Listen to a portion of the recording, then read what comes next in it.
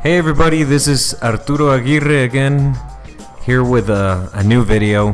I know it's been a while, I apologize for that. But I've been pretty busy with freelance work, thank God. You know, when you work by yourself as a freelancer, you have to make choices sometimes. I mean, you have to decide. You have to really manage your time as best as possible. I mean, because I love making these videos. I love working on these fan art pieces of characters I like, or just new iterations, or just, you know, doing stuff for fun. And sometimes it's not so easy. I mean, last time I kept trying to. There's this slogan that I've got, you know, the keep creative, keep creating, and it got really hard for me for a few weeks there, for like 5 weeks. That first off, at the beginning, I was having trouble getting some freelance work. I mean, I was getting a nice flux of work coming in, but then the well ran dry a bit for a couple of weeks there, and it was scary, but thank God, I mean, the work started flowing again, so I've been busy doing that. And so I wasn't able to make any more videos. And besides all the freelance work, I've been working on my graphic novel, the Cockfighter Club graphic novel, the second part. It's a passion project. It's a personal project that I've been working on for a while now, and I hadn't worked on it in a long time, so I needed to build up some momentum with that. So I've been working on it in my free time for the last couple of weeks, and since it's my first project like that, it's really hard figuring out everything that goes into it, you know. But anyways, let me talk a little bit about what I'm doing here with the design. I mean, as you can see, I made a reference sheet like I've done for most of my pieces. The image you see with the wide outline is a redesign that I did of Mr. Freeze a while ago. I think it was 2009. And it's a steampunk version of the character. I'm a big fan of that steampunk aesthetic.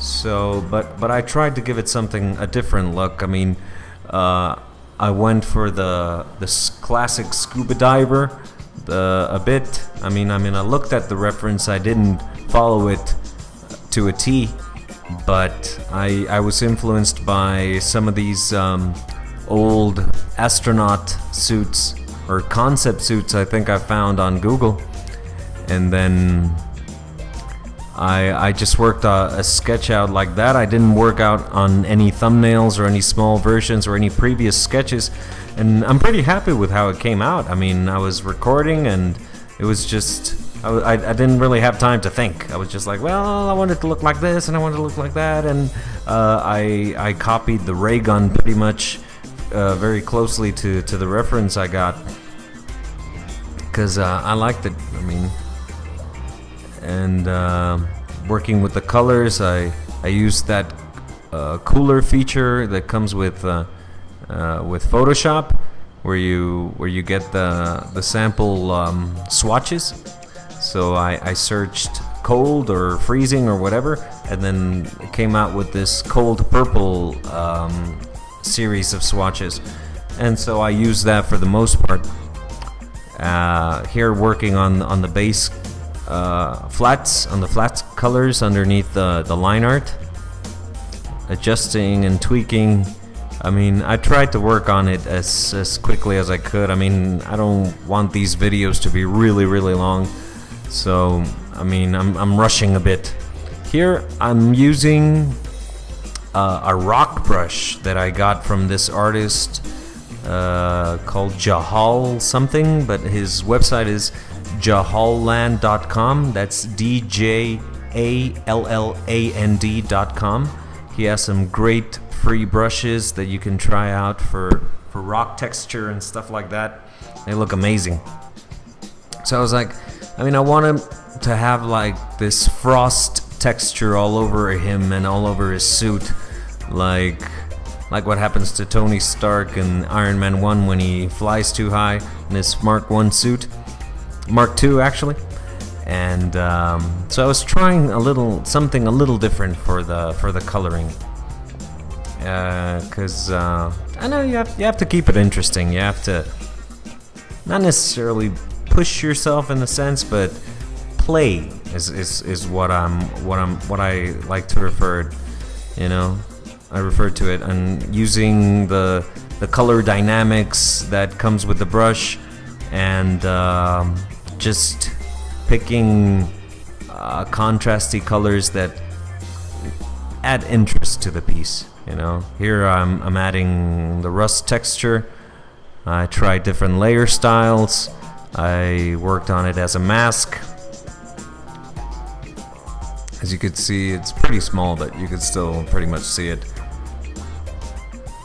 Wanted to give it the classic look of Mr. Freeze, because it's a redesign, but you still have to add a few elements that make people realize, oh, that's Mr. Freeze. I mean, it has to be really obvious from the get-go.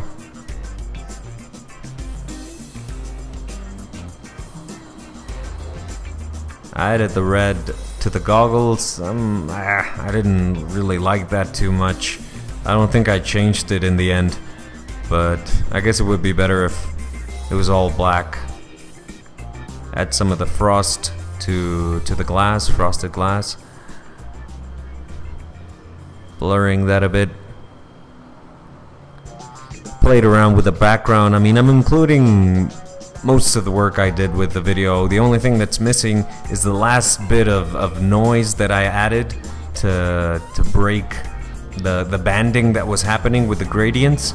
So what you do with that is you make a new layer, you fill it all with like a medium gray, then you add noise to it and set it to overlay or soft light. Then you add a Gaussian blur to that layer to smooth it out. Working with the curves. I couldn't really find a background that I was happy with, but I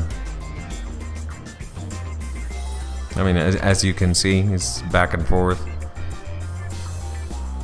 A classic gradient on top of everything. Here's the final piece. I hope you like it. I hope you like these videos. And I'll see you soon. All right, keep creating and keep creative. Bye-bye.